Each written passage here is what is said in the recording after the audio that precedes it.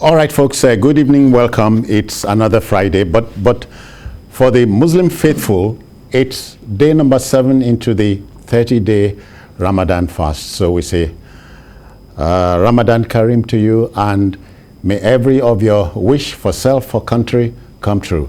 I'm Citizen Jones Hussein, and welcome.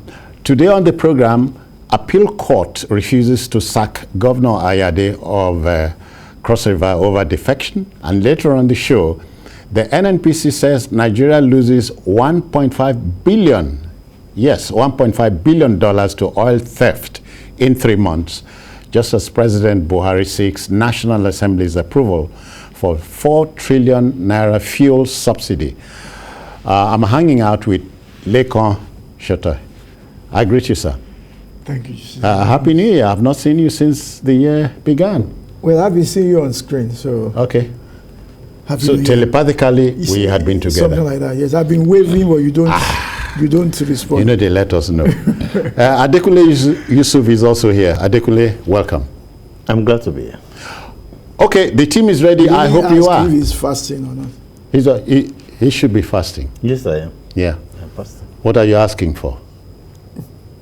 Peace for our country and better society. We mother, as I always say, Lekon, there was a country in this country. Yes. I wish we can go back there. Yes. Okay, the team is ready. I hope you are. Well, don't ask. I'll tell you right away. Babajide is unavoidably absent, so the show goes on. You know, these indeed are times that try men's souls.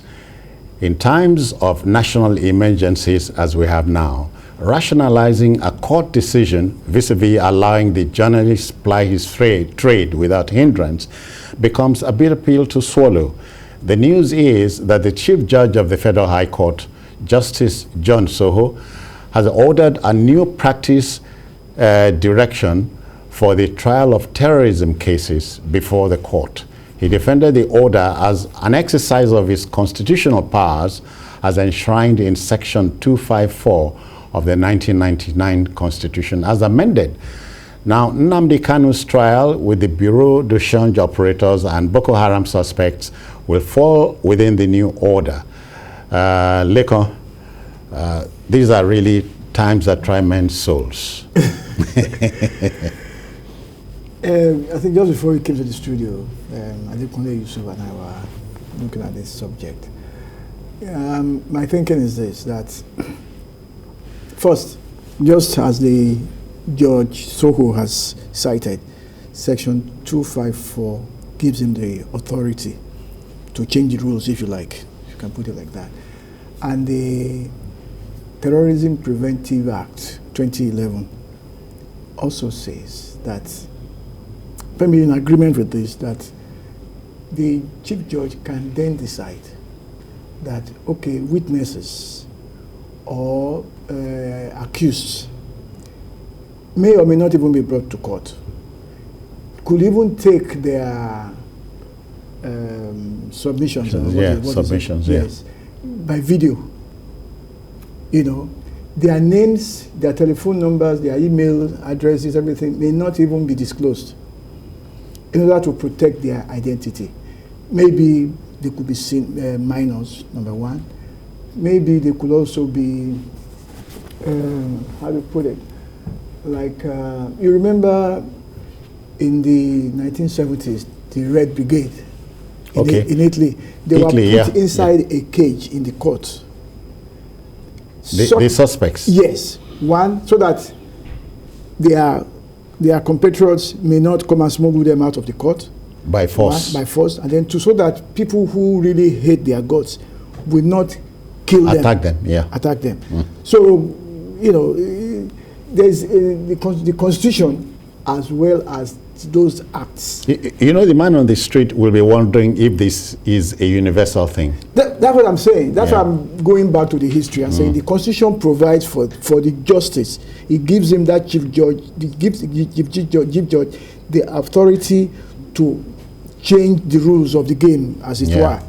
Section 254 of the Constitution. And then the Terrorism Preventive Act, as well, even as the administrative Justice Act of 2015 also say, in specific terms, that you could do this. Yeah. Now, well, why are we doing this? Because it appears that that's what you're asking. Yeah. You know that Nnamdi Kanu is in court, and usually whenever he's in court, there's a sit at home, on that day, every day, and A la IPOB. yeah, IPOB, and I think he has the opportunity to play to the gallery. As I also was talking to Adekunle Yusuf, that remember the Rivonia trials in South Africa in 1963? Yeah. When the Pimpernel, the Black Pimpernel, that's Nelson Mandela, took advantage of the court to make a case and further push the narrative about anti-apartheid. Yeah, and that they were the fighting ANC for. struggle. Yes. Yeah. So if you like, even if you look at the lawyers representing Nnamdi Kanu, and if you listen to Ima Powerful, the PRO spokesman, you will see that at every opportunity that the man comes to court, they take advantage, they do something. Yeah, that's it. So I suspect that is what they are trying to it's not play down. in any way. That doesn't mean that I like what they are doing. Yeah. I'm just trying to explain so that the man on the street can understand what is going on. And Adekunle, for the journalists, there's a sense of void here, so you can't capture the mood, as it were, but you must report the news. We must report the news. Legally, what they're trying to do is within the ambit of the law, just as you said. But sometimes the timing can spark conjectures here and there. You get my point? And sometimes when the absence of information can lead to rumor mongering. That's it. You get my point? And when you are dealing with this kind of situation, you need to be extremely careful, transparent, open. If both things are not there, you are dealing with, if it's about IPOB, you have to be extremely careful because it's beyond one man. This is something that's in the heart of millions of people. Yeah. Whether you want to admit it or not, it is in the heart of many people. So if the movement is so popular, or how do you explain it? They will say, sit at home, a faceless organization by law that has been prescribed. But the state governments in all the Southeast states will say, no, do this, and nobody will listen to constituted authorities. But do you know? So when you are dealing with this kind of situation, you need to be extremely careful. By law, what they try to do is within the law.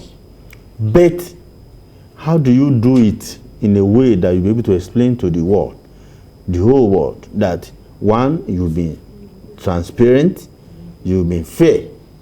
Because when journalists, don't observe events, they will have to, because they will still report it, and they will have to now rely on third-party account. So if you are now seeing different reports about an event, who do you blame? That's just my concern. I'm not in total agreement with what is happening, because if you want to solve a problem, please don't create another. Yeah. You get my point? Yeah. The issue we want to undo is a very, very serious one, and when we are handling it, we need to be extremely careful so that we don't create. For example, when Nnamdi Kanu goes to court, read all the papers, watch news, so they will say what happens in the court. But now, if you do everything in camera and you are seeing different reports and you are misleading the people, what happens?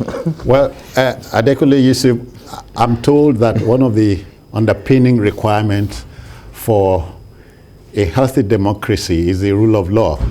The court has spoken, so the viewer must understand the debate will continue until the day after. But for now, all proceedings involving Nnamdi Kanu, Bureau de Change, suspects, and Boko Haram suspects. Citizen Jones, yeah. I think that Section 22 of the Constitution says the media must hold government accountable to the people. Yeah.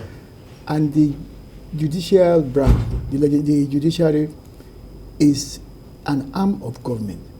Now, when the Chief Judge of the Federal High Court cites the Constitution to subvert the Constitution, I think there's a problem there.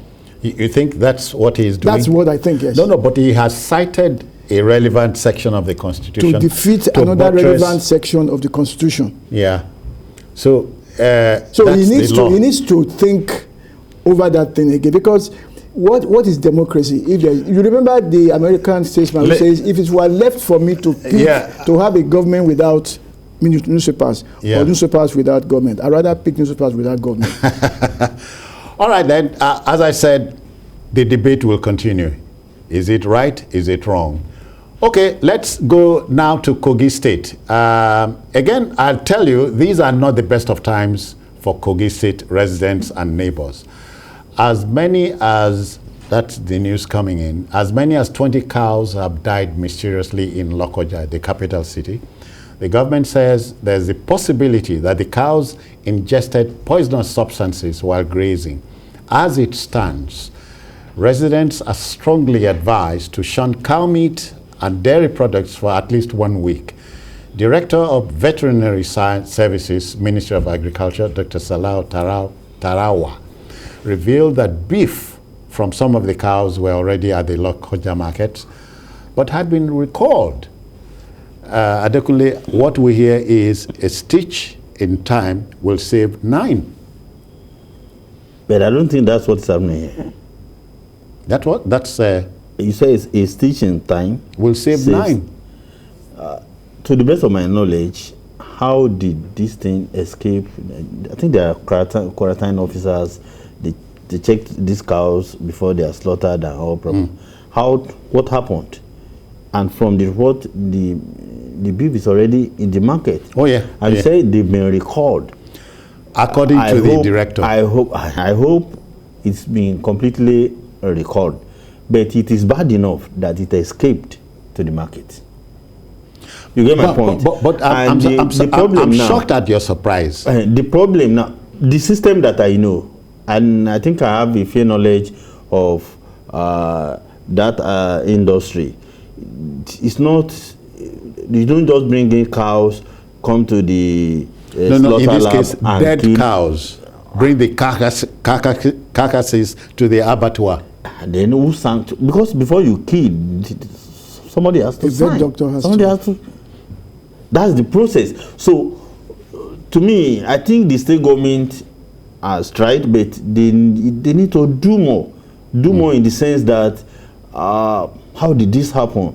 They need to find out so that there won't be a recurrence. 2, they need to go beyond just alerting the public and warning them not to eat.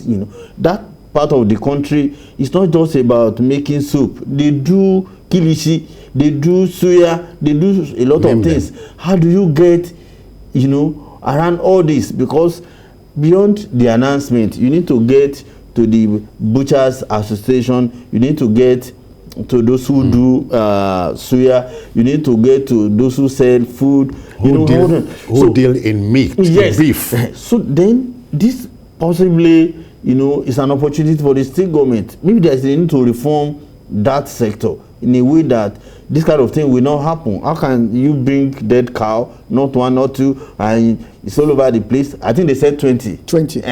So 20 is much. And when you say 20, you know how big a cow can be.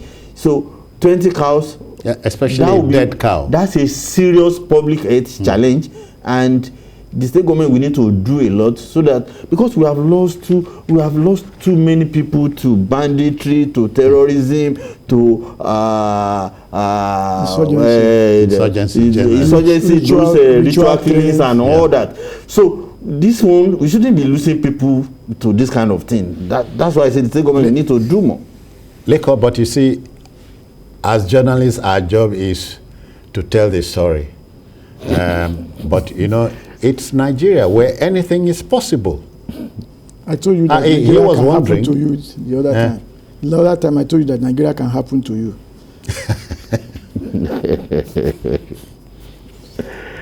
Oh, come on. My see. Well, is that complimentary? Well, you said there was a time that there was a country. Oh, no, there was a country in this country. but go on. We won't debate that. It's all in the same, you know. Yeah, you see, how did that happen? It's not enough to alert us. We need to know the herder who owns those cows. Do you understand? We need to know, for example, were those cows poisoned? I'm going to the realm of herders-farmers clash now. Could it be that those cows were poisoned because they went to graze in somebody's farm? You know, that has a tendency of expanding the debate about. So which also then makes me think that in addition to raising the alert or alarm, is it alert or alarm? Alarm, okay. And also trying to interrogate and find out what happened, how it happened. Maybe it is time for us and for the federal government especially to begin to look at the argument for grazing colonies and people saying that there should be no open grazing anymore. Because if they were in a ranch, whatever they eat will be gauged, will be regulated. It will be known, you know. So there's no chances of stray. I mean, out of, they say 20 died. How about those that have not yet died? Which you don't know. So I hope, just as he's talking about Kilichi, some of them have not gone to Mama Put restaurant. You can't be too sure. Yeah, you know, so we need to even begin to corral those people who bought cow meat from you in the market. And then maybe if it may be difficult, but if we can try to trace so that we don't get saying that people should not eat cow for 1 week. I'm not very sure. That's a simplistic approach to the issue. Again, and AIDS needs to roll. To roll, somebody must go. We become a nation where we don't punish. There's no consequences for anything there should anymore. be. And we cry ourselves hoarse on this show because we don't punish bad behavior. Impunity is reigning. You know, and the impunity is what is putting us here. I think we got this attitude from the Yoruba attitude. They say, Oshati bear. After all, we beg God, and God agrees. So why are you overdoing this thing? I think maybe we need to begin to do some aspects of our culture. Don't market the Yoruba people like this is what I see. No, it's all right. It's all right. Okay, we go to our next story. Now, the 1999 Constitution, as amended, is superior to any other law in the land. Perhaps the defection of Ebonyi Governor David Umahi to the APC from the PDP was a litmus test for other politicians who considered ship jumping. The appeal court decision on the matter constitutes what's known in law as the doctrine of decisis, you know, a doctrine of precedence in law. Justice Taiwo of the Abuja Division of the Federal High Court refused to order the removal of Cross River Governor Professor Ben Ayade and his deputy, Professor Ivara Esu, from office. The deference to the judgment of Court of Appeal Enugu, in deference to it, the court lacks the powers to remove a sitting governor. Please underline that. We bring you this report by TVC's Celestina Iria. Please watch on. Justice Taiwo held that governors and their deputies can only be removed from office in line with Section 180, 188, and 189 of the Constitution, which stipulates that the elective office holders can only be removed from office on the account of death, resignation, or impeachment. Justice Taiwo said that since defection is not one of the constitutional provisions, no court has the power to insert such in the supreme law. The People's Democratic Party have predicated its suit on the fact that Senator Ayade and his deputy, presently member of the APC, did not win the 9th March 2019 governorship election in Cross River State, having defected to the APC. I thank him for his awesomeness. I thank him for being the Lord of Laws and the God of Gods. I salute him in his fullness and royal majesty. I greet him with full adoration and glory. I give him the entire victory. It is not mine, it is his. He merely used me as a pencil to write. May God's name be eternally praised, now and forever and ever. Amen. The court held that the defection of Governor Ayade and his deputy from the PDP to the APC is unfair. The court also has no power to remove them from office. Celestina Area, TVC News, Abuja. Leko, the judiciary as an arm of government is stealing the show, if you ask me. It's the season. They are the ones appointing governors for us now. Yeah. Even somebody who came forth can actually become governor in Nigeria by virtue of the courts. Respect the law. Yeah. See, the court is confusing it right now.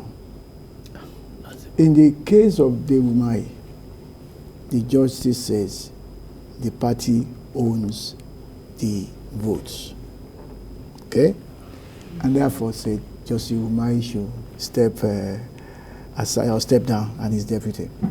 Who said so? That's the court. Federal court. The federal court. In one of the two cases. In one of the two so cases. What did the PDP say? No. What PDP says has nothing to do. They've gone to court and all that. But the point is this, that the court, the first judgment says, please vacate the seat. Yeah.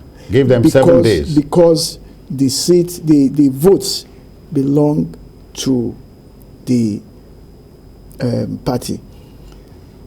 The Constitution says, there are about 4 sections of the Constitution that says for the legislature, state and the federal, and then the presidency as well as the governorship election, you have to be a member of a political party before you can, you know, and then the political party must present you for election before you can stand for election. Those 2 conditions must be fulfilled. You must be a member and you must. Now, when there's an election, that the judgment, the first judgment, presumes that you are voting for the party. I think they even say, there's the argument that even you do not see the name of the candidate on the ballot paper. It is the party voting for logo that you see on the ballot paper. But this justice now says, wait a minute, between section 180 and section 189 of the Constitution, the only way to remove a governor is if the governor is sick, dies, is impeached, resigns, or maybe previously he had been sentenced to death, or he has mental problem, and so on. In fact, he becomes incapacitated. Yeah. You know, so those are the conditions which is in the Constitution. I've always thought that it was funny that you would say, for example, let's go back to Amechi's case.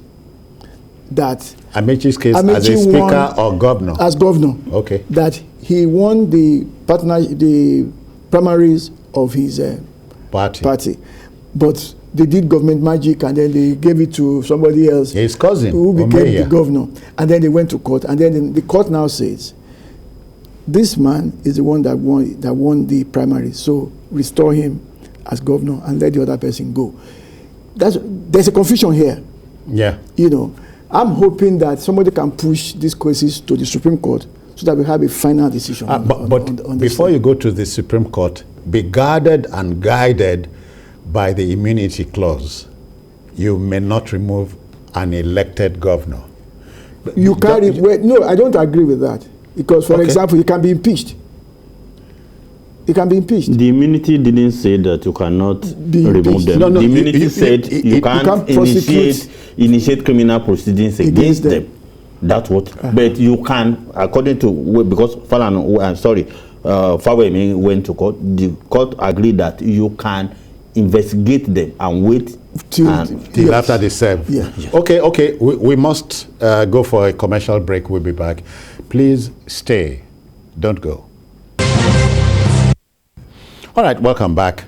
It's still about the case of Governor Ben Ayade of Cross River State. Should he or should he not go? But the court has said, no, you could not remove a governor that was elected.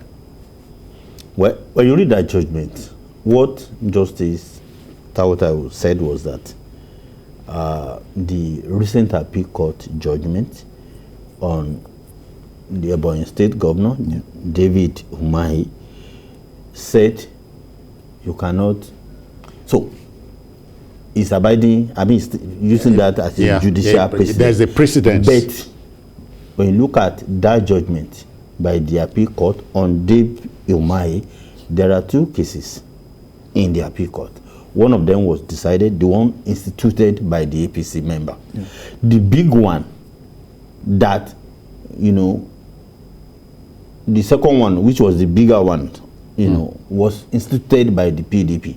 That was when the court said Umahi and his deputy should vacate office, blah, blah, blah, blah. Now, you go back to Cross River State, you know, matter. The same judge, Justice Tsoho, as at last month, sacked the Speaker of the House of Assembly. About 15 and members. 17, not 15, 17 members of the State Assembly and 2 members of House of Representatives, saying that there was because they jumped ship. And the only offense, they jumped ship. See, our courts can help in this democracy, but they are not. To me, they are doing more of confusing, you know, mudding up the waters. They are mudding up the waters. If you review what is happening in our court, you can, when you deliver cases, I mean judgment on cases that are similar, and you go here about today, then the other day they are seeing you in Shomolu, they are seeing you. Nigerian public, you get them confused. In this matter, the same judge, Judge Tsoho, you know, ruled that they should vacate office. He sacked them. Today he's saying this is political prostitution. When you check the when you win election, what do you collect from INEC? Letter of not letter. Certificate of return. Certificate of return. Yeah. You said you see it. So party, and they don't give it twice. The one that is in the hand of anybody who has, you know, committed political prostitution by jumping ship midway. Our court will need to be firm and do something. No. Wait, I'm coming. If you realize, because they are saying the judge is saying that the National Assembly will need to amend. Without even the National Assembly, the judgments of the court are laws. Our courts can strengthen this aspect of our democracy, because if you rely on members of the National Assembly, believe me, you won't get. If you look at the current amendments they are trying to do, they even put it there that political prostitution is not an offense. Just a minute. Yusuf, sorry, we are joined by Danjuma. Okay. Danladi. He's in Nasarawa. Okay. Danjuma, good evening to you. Yes, good evening, sir. Welcome. Thank you very much. Yeah. I have something to keep. I don't know why are we confusing ourselves. Why is the court confusing us? That's what you think. In fact, I don't know. The names of the candidates are on the ballot box, and the ballot box carrying. The line is muffled. Danjuma, the line is muffled, but I think I got what you said first time. Why do the courts in the land seem to be confusing matters? He's taking a cue from you. Believe me, that's what the courts are doing. In a country where the highest court of the land can, you know, choose governors for states and use all the latitude to pick anybody. Yeah, but the court up to the Supreme Court is behaving true to the Constitution, allows them. The Constitution allows them, but they hold the country also a duty. You also have a role to play. You can muddle up the waters, you can steady the sinking ship if you want to, because all of us have a role to play. Otherwise, you can leave the ship. Because what we are saying here, in many cases that I've seen so far, the courts have been saying the votes belong to the political parties. But at some point, something else. Yeah. Let's reconcile that with the fact that the Constitution, 1999 Constitution, as amended, does not debar you from jumping ship. Well, you have a point there. You know, I think there's a moral issue here. As the judge also said, that is a moral issue, that people jumping from one place to another, there's a moral issue somewhere here. And I think I agree with him. But I have been thinking to myself that where do I stand personally? What is my personal philosophy on this issue of people jumping ships? I get worried when I hear somebody like former Governor Donald Duke of Cross River. He says political parties are not in Nigeria are not quite political parties. They're just platforms used by the politicians. Which is a fact. Which tells me that our government, our politics is irresponsible. Sorry, may I just take Dr. George at Ekwoma. Dr. George, good evening, welcome. Can you hear me? Yes, I can hear you. Yeah, let's go, yeah. Yeah, this is Dr. George from Ekwoma. Yeah. I want to contribute to your program. Go on, sir. It's really the way our courts handle cases. I mean, the case is very straightforward. When we go out to vote, we go out to vote for parties. Yes, they must have presented a candidate, but that is not really the issue. It's very wrong for a governor to have stayed in a party we voted for, then now make up his mind, and one day just decides to defect, and the courts are saying is right. So I think this is an issue that should be handled, and the right things should be done to push our democracy forward. Yeah. It is the parties that own the votes, and that is exactly where I feel that where I feel we should stand for democracy to progress. This issue of somebody contesting an election in a party, and then all of a sudden you not defect to another party with the party's votes is not acceptable at all. All right. Thank you very much. Thank you, Dr. George. Thank you very kindly. Lekon, you were explaining. I said the Constitution does not stop you from jumping ship. I agree with you. Carpet crossing. You see, I entirely agree with you. It's not explicit. It doesn't say anything. Although the judge said it was a lack of good faith. Yes, I mean, as much as possible, he said so that there's a moral issue somewhere here. You know, what it means to me is that we're not playing politics of ideology or principles. We are playing politics of expediency. You believe former governor Donald Duke? No, Donald Duke, when he made that statement, you believe him? Yeah, I can. That is what is. That the political parties are just vehicles. Mere platforms. Yes. See what is happening now.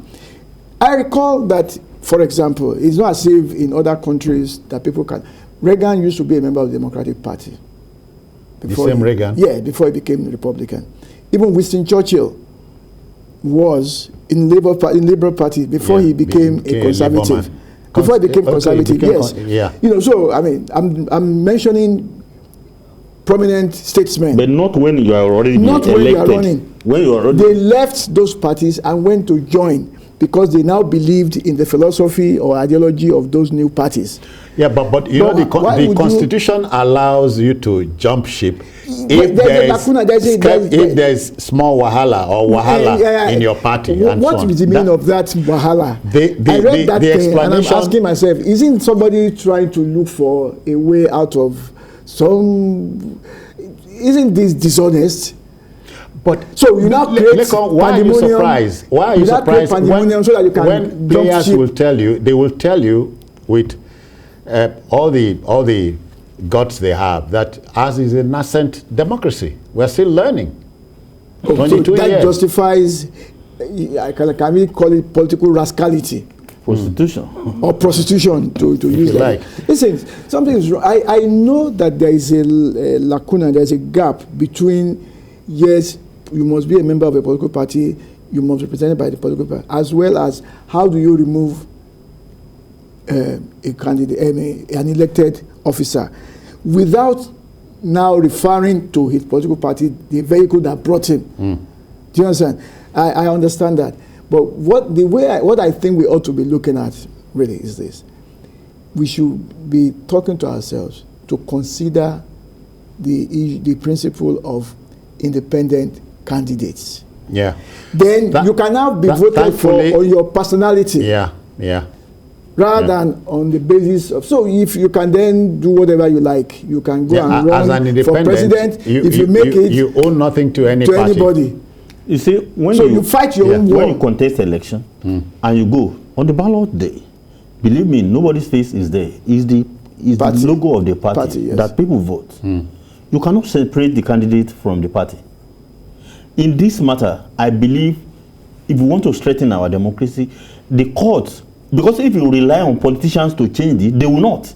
I said in the new constitutional amendment that they are passing around now, yes, they made it that you can do whatever, jump from party A today and tomorrow be in another party. That is never a sin, but it is a sin. That's the point we are making. We're not saying our courts. Wait, I'm coming. Our courts can, help democracy in this regard. The Constitution only talks about the legislators, that when you are in a political party, you cannot leave unless there is this and that. The Constitution never said anything about executive members, because possibly the Constitution didn't envisage that somebody who campaigned to tell people what we do, and the party said, this is our party, this is our program, this is what we do, and that the executive, you win on the, and later you will jump. The Constitution didn't envisage it. So that's a void. And when there's a void, we have the courts. The courts can pronounce and interpret the Constitution and set new direction. That's within the purpose of the law. That's what they are doing in Yusuf. Lekon, imagine what would happen today if Governor Umahi, who left the PDP for the APC, was kicked. Do you know you go to Edo? You go to... No, you can't go to Edo. No, it will provoke... No, you can't go to Edo. Edo completed his term on the party and moved and collected a new mandate on another. No, he jumped ship. No, it's not. These are totally different pieces. No, he jumped ship before the election. That's it. He jumped ship before the election. The new mandate is a PDP mandate. Yes. Yeah, but he jumped ship. He jumped ship because his party said you cannot contest. It's a different thing entirely. But he jumped ship. No, that's not jumping ship. The reason for jumping the ship is relevant. The fact of jumping the ship. He's for the purpose of contesting election. That's the I'm saying, if you go to Zamfara State, it's another thing. His term had not yet ended. You trigger so many things. What is coming here is so much of political absurdities that you need to do something. Go to Zamfara State. Do you know that the APC won the election in the first place, but because they didn't comply with internal democracies, the Supreme Court said no in that election. In the eyes of the law, you didn't have candidates. So, and they awarded everything to the PDP. Then the governor they swept aside the APC, of all, now brought in PDP. Along the line, the PDP, realized that it should become APC and moved. Then the deputy governor said, no, I'm not APC and PDP. Just for that, removed him. See, we need to sanitize the system. There's a lot of, we need to have an activist judiciary. That is the point I was trying to make. That will not just, if you look at, there's the logos and there's the rema. They need to go beyond just the letters of the law, and the spirit. Because they are psychologists, they are sociologists, they are culture agents. They should look at things and say, wait a minute, because at the end of the day, they are also playing their political roles. Don't forget that is the third arm of the government. Yeah. So they need to help us to sanitize let us have an activist judiciary that understands that if these people will not discipline themselves, come to the courts will straighten you out. Yeah. Just as they are awarding their governorship. All right, Legon and Adekule, we must move on. The court has spoken. So Ayade will still remain governor of Cross River. Yes. Until but that's not to say we like the judgment. Go to court. Okay, fine. Go to court. All right. So we'll go to our next story. You know, one long-standing nemesis of the Nigerian economy is crude oil theft. NNPC GMD Mele Kyari has let it be known that the country lost a total of $1.5 billion between January and March 2022. Now, facing the House of Representatives Committee on Petroleum Resources upstream on Thursday, Kyari called for the establishment of special courts to handle cases of crude oil theft, pipeline vandalization, and operation of illegal refineries in the country. But hear this.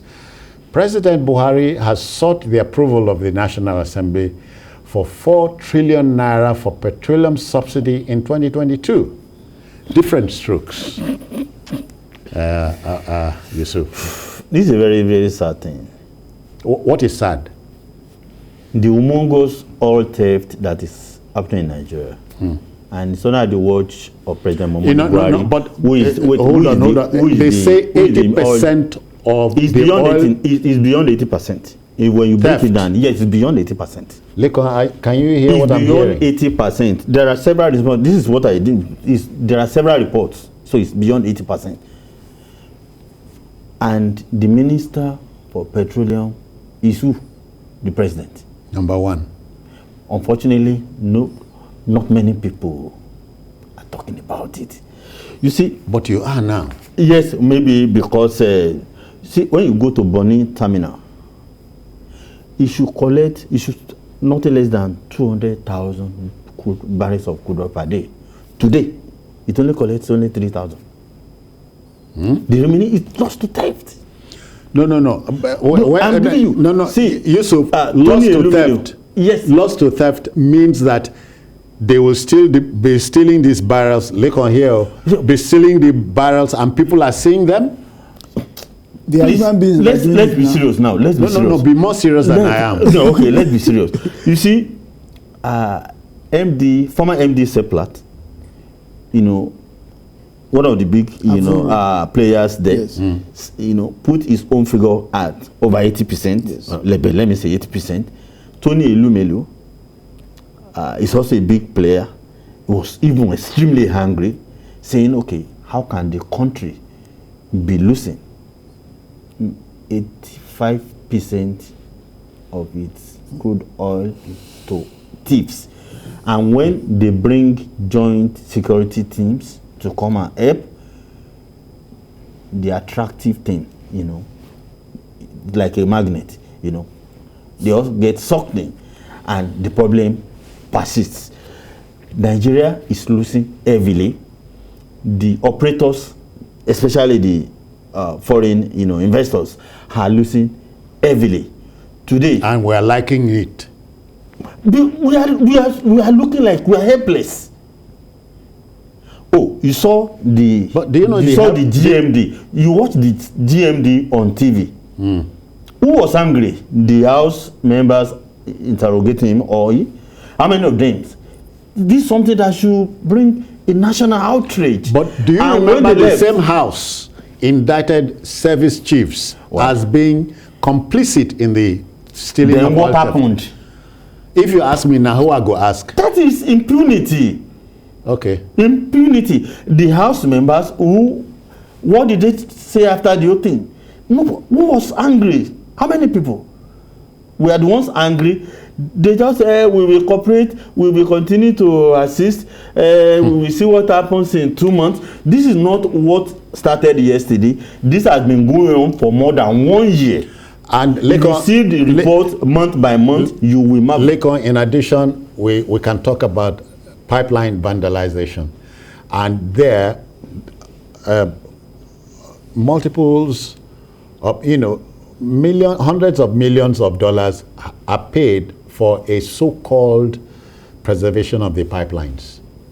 We're in trouble.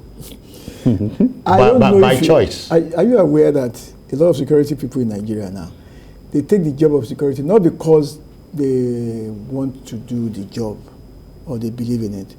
They want a job to start with so that they can get a daily paid.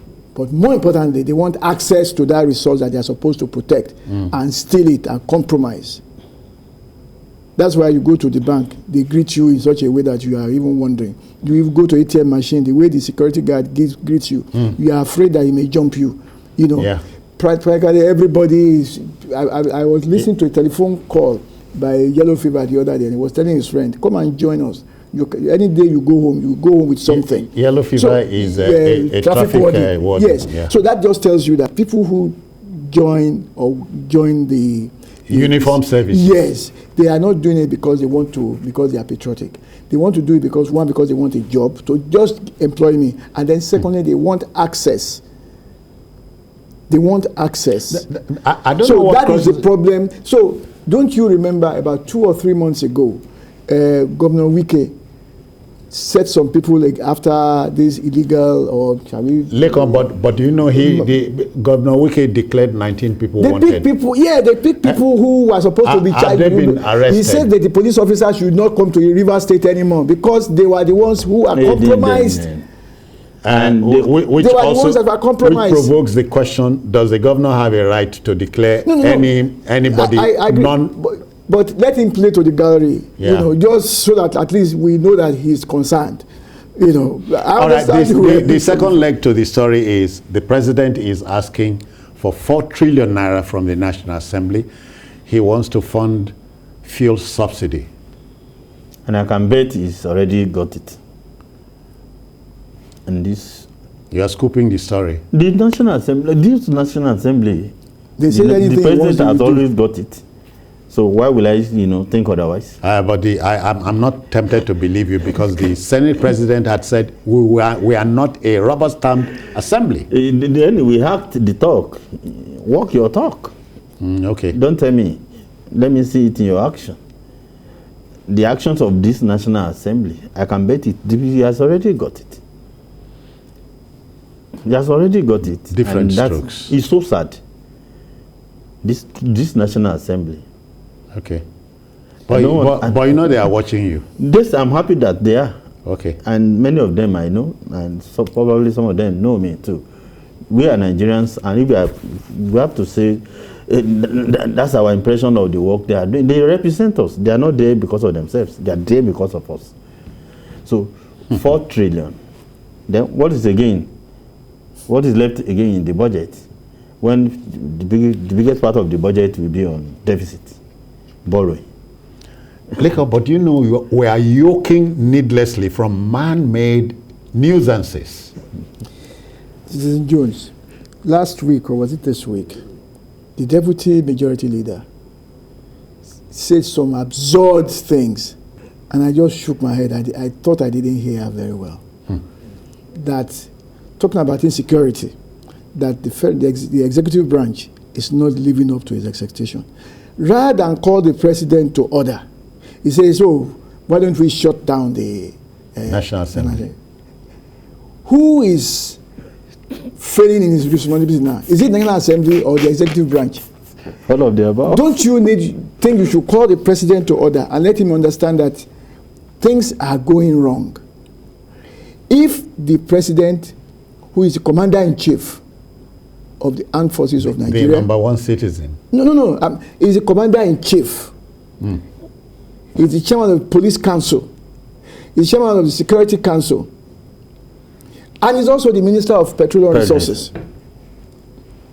Has the yam and the knife, if you like, to ensure that... And he's a retired major general, a former military head of state, who must have some power, pack some power in his fist, and former petroleum minister. Yes, some 43 years ago. This individual ought to know what to do. because of all these things that he packs together. He is not doing that. And National Assembly is rather seeking the easy way out by approving how many billion? 4 trillion. 4 trillion. 4 trillion. How much is the budget for this year? 17 trillion. 17, yeah. So you are looking at almost trillion. 1/3 of the. Now, and we are going to be borrowing to fund the subsidy. That is the sad part for me. Even the budget. The budget. Do you understand? We are. I think it was Pastor Adeboye who said that 80% or 90% of our budget is spent on revenue. Sorry, is spent on servicing debt. Isn't that scandalous? Leko, we came here. It's a hangout. Okay. We came here to let off steam. Okay. We have done so, and it is time to pack up and go. Okay. If you are still aggrieved, go to court. Okay. Adekunle Yusuf, thank you for your time. You know, I've never been aggrieved. And you are not. I'm just concerned. But you are not aggrieved. No, I'm not. No problem. So that will just about do it on behalf of the two gentlemen, Lekon Shote and Adekunle Yusuf, and the Backroom Boys. I say thank you for listening. But if you missed any part of this program, join us at 11 later tonight for a repeat broadcast.